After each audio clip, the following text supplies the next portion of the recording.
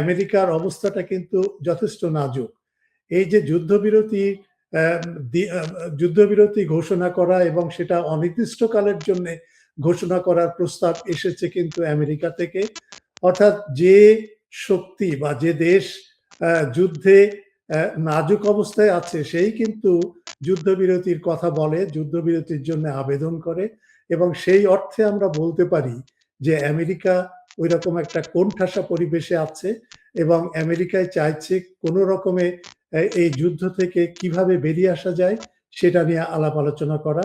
এবং গতবারের আলোচনায় আমরা উল্লেখ করেছিলাম যে হ্যাঁ, একটা পারমাণবিক একটা জেসিপিও যে বলতে যেটা বোঝায়, যেটা 2015 সালে হয়েছিল, সেই ধরনের একটা JCPOA-2 আলোচনা করে সেখানে স্বাক্ষর টাক্ষর করে যুদ্ধ শেষ হওয়ার একটা সম্ভাবনা।